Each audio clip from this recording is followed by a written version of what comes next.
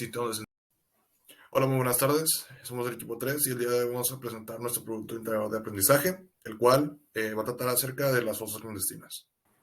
Se reconoce como una fosa común el sitio donde se encierran los cadáveres que, por diversas razones, no fueron capaces de tener una sepultura propia. Las fosas comunes han sido a lo largo de la historia un método muy utilizado para disponer de múltiples cadáveres. Estas suelen ser utilizadas cuando la cantidad de cadáveres aumenta de manera exponencial en un lapso de tiempo muy corto. Por ejemplo, en casos de catástrofes naturales, epidemias, cuando existe un alto riesgo para contagios masivos. Por ejemplo, un ejemplo perfecto podría ser la época de la peste negra, donde se abrieron fosas comunes para contener a todos los cadáveres que fueron infectados por este agente infeccioso. Otro ejemplo, remontándonos un poco de épocas más actualizadas, puede ser durante la pandemia de COVID-19, donde resultaron cantidades masivas de cadáveres en diversos países como Estados Unidos y Brasil, donde se alojaron miles de cuerpos en fosas comunes como la de Heart Island o en la Amazonia. Ahora hablando un poco sobre el planteamiento del problema, debido al uso no autorizado de las fosas comunes fuera del ámbito legal, como por ejemplo el uso de fosas con objetivo criminal, religioso, tradicional, etcétera, podría demostrar un alto riesgo para la población debido a la ausencia de estudios del ambiente, donde podría perjudicar ya sea a los residentes o a los residentes vecinos, como por ejemplo comunidades, tribus o cualquier establecimiento físico dentro del área, ya que sería un foco infeccioso y de propagación de una gran variedad de enfermedades. El crimen organizado en México es algo que ha persistido por décadas y continúa su crecimiento de manera exponencial, donde cada vez es más frecuente enterarnos a través de los medios que los asesinatos y desapariciones causados por el cartel aumentan cada vez más, por lo que el objetivo de esta investigación es relacionar el crimen organizado con el aumento progresivo de las fosas comunes clandestinas.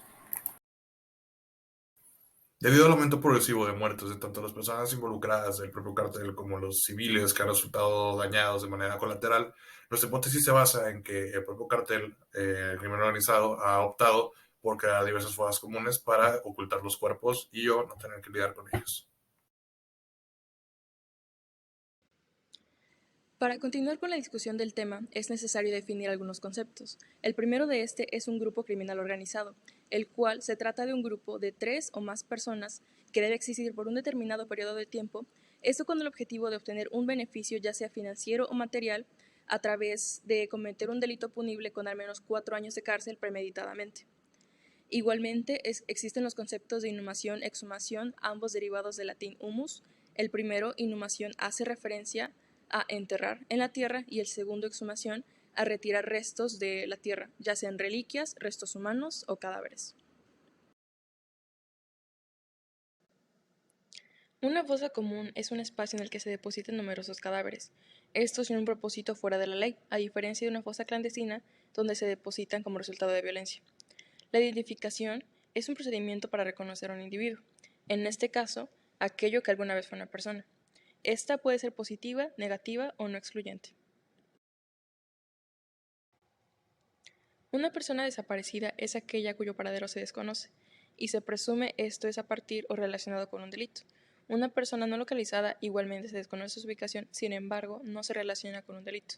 El Registro Nacional de Personas Desaparecidas y No Localizadas estima que es un aproximado al 6 de noviembre del presente año de 265.415, de las cuales el 87.5% corresponde a personas desaparecidas. En el área de las inhumaciones existen varias formas en las que un cuerpo puede ser dispuesto a la tierra, dependiendo de las creencias de los habitantes o la forma en que murieron. Una tumba por lo general puede tener una lápida o un símbolo, el nombre y datos del cuerpo, y en caso de ser un cuerpo no identificado, alguna etiqueta con los datos ligados a un archivo, donde puede encontrarse información sobre la procedencia del cadáver. Sin embargo, una fosa común es diferente, no hay algo tan evidente, a lo mucho un montículo de tierra, y eso sí es un caso muy descuidado, y por lo general suele estar ligado a una mala muerte, aquella donde la persona fue desaparecida y asesinada, para posteriormente ser encontrada muerta o que murió sin la atención de algún amigo o algún familiar. Al día de hoy existen diversas formas para identificar los suelos en los que posiblemente fue enterrado un cadáver, cuando esto ya no es posible a simple vista. Estos se basan en 4 principios: la composición, resistencia eléctrica, electromagnética y la compactación del suelo. La pala vizcachera nos permite extraer la tierra en el orden en que se encuentran los materiales y así poder ver si este orden está perturbado. También mediante el penetrologer podemos ver la resistencia del suelo a diferentes profundidades en una escala de profundidad a kilopascales, enterrando un cilindro de metal con sensores en el suelo. La tomografía eléctrica se basa en la resistencia eléctrica de los materiales que componen la Tierra, mediante un programa y varillas clavadas al suelo que están conectadas a electrodos. Por último, el georradar tiene una función similar a un ultrasonido, donde son emitidos pulsos electromagnéticos que regresan al radar y muestran una imagen en blanco y negro, indicando la presencia de materiales que perturban el paso de las ondas, y finalmente ser reconstruidas mediante un programa para poder ver las estructuras a un mayor detalle. Mediante un estudio realizado en el 2021 se recopilaron noticias relacionadas a la inhumación de cuerpos relacionados al crimen en México y cada estado correspondiente, arrojando datos que, si bien no predicen el lugar exacto en el que se encontrará el siguiente cuerpo, sí nos ofrece una estadística de los lugares donde es más común encontrarlos. Ejemplo de ello son los dos lugares más recurrentes a nivel nacional, que son los predios y las colonias, y los menos comunes, empatados, son 5: las viviendas, valles, ríos, puntos, panteones y los cuerpos que fueron arrojados al agua. En el registro de fosas clandestinas del 1 de diciembre de 2018 al 31 de diciembre de 2019 se encontraron 519 sitios, 873 fosas, de los cuales 1.124 cuerpos exhumados. De estos, 395 fueron cuerpos identificados y de estos, solamente 243 cuerpos fueron entregados a sus familiares. De los estados con mayor índice de fosas clandestinas se encuentra Sinaloa con 144, Colima con 115, Veracruz con 108, Sonora con 90 y Jalisco con 75. Esto dando un total de 532. De los estados con mayor índice de cuerpos exhumados de las fosas clandestinas se encuentra Sinaloa, Jalisco, Colima, Sonora y Chihuahua. Aquí podemos ver una gráfica comparativa de las personas no localizadas y localizadas, dándonos un total de 9.164 personas, de los cuales solamente 3.980 personas fueron localizadas y 5.184 fueron no localizadas. De estas personas localizadas, solamente 3.638 fueron localizadas con vida y 349 fueron localizados sin vida. Esta gráfica nos da una mejor perspectiva de los cuerpos exhumados de las fosas clandestinas. Del 100% de los cuerpos exhumados, solamente 35.14% fueron cuerpos identificados. Y de estos, solamente el 21.61% fueron cuerpos entregados a los familiares. Si hacemos una comparación del periodo del 1 de diciembre del 2018 al 31 de diciembre del 2019, vemos la presencia de 873 fosas y 1.124 cuerpos exhumados en todo el país. Con las 31.200 víctimas de homicidio reportadas por las fiscalías estatales, vemos una gran diferencia. Sin embargo, esto nos puede dar indicios de que las fosas clandestinas están relacionadas con el crimen organizado. Y esto nos los hace ver el informe de la desaparición de personas y fosas clandestinas de la CNDH, donde las autoridades de los 3 niveles de gobierno, ejecutivo, legislativo y judicial, relacionan la desaparición de personas y el incremento de fosas clandestinas con la delincuencia organizada, y se cree que la falta de un protocolo oficial para la actuación de autoridades como policías, peritos y el Ministerio Público en estas situaciones influye el poco conocimiento que se tiene sobre las fosas clandestinas existentes. Y de acuerdo al artículo Espacios de violencia y fosas clandestinas, pensar desde la filosofía contemporánea, se cree que estas son un lugar de conflicto y violencia en la brutal guerra contra el narco. Para que una fosa común sea considerada una fosa clandestina, se deberá reconocer al cadáver como víctima del crimen organizado, no como un acto aislado, sino con la integración de dolor, masacres, feminicidios y trata de personas.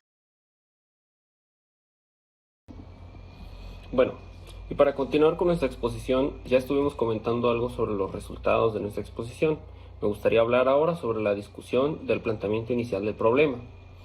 La creciente ola de violencia vivida en el país, así como la pandemia por COVID-19, puso un escenario perfecto para que se sobresaturaran todos los servicios de funeraria, los servicios de cremación, y esto derivó en que se elaboraran muchísimas tanto fosas comunes del Estado como fosas comunes clandestinas para desechar estos cuerpos, las clandestinas en el caso de todas las actividades criminales. Esta situación provocó la preocupación del público por el contagio de enfermedades. Sin embargo, se ha demostrado que las epidemias por enfermedades como peste, cólera, fiebre tifoidea, tuberculosis, antrax, viruela e influenza, no contagian las enfermedades en cadáveres.